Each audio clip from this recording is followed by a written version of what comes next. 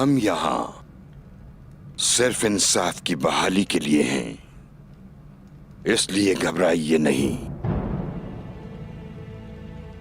जो कुछ भी आपके दरमियान हुआ है वो हमें बताएं।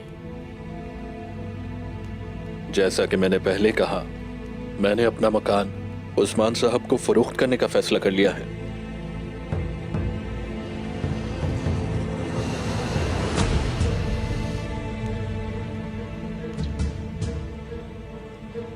इस गलत फहमी में मत रहोगे,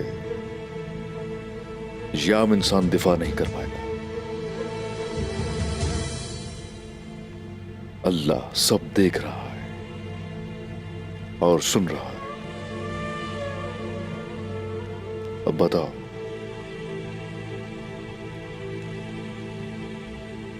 क्या किया था? मेरे हुजूर, जब इन्होंने अपना मकान बेचने से इनकार किया तो मुझे गुस्सा आया। मुझे मेरे सरदार और शेख की तौहीन लगी तो मैंने इन पर दबाव डाला कि वो अपना मकान फरोख्त करें। मैंने इन्हें कहा कि अगर मेरी बात ना मानी तो इन्हें कोई नहीं बचा सकता।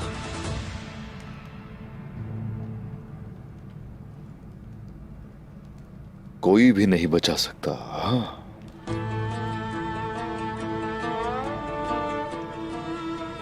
मुझे माफ कर दे हुजूर।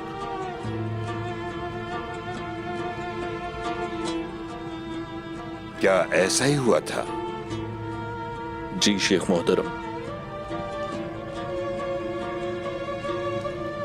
तो फिर बौलान सिपाही को सजा मिलनी चाहिए, जान की धमकी देने पर और उसे वो कुछ करने पर जो वो नहीं चाहता था। तुम सजा के हकदार हो बेटा। फैसले का एहतराम करता हूं।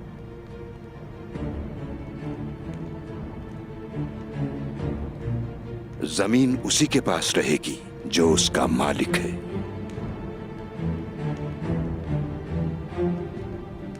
और इस मामले में जिस बदसलूकी का मुजाहरा किया उसके एवज सोने के 10 सिक्के अदा करने होंगे।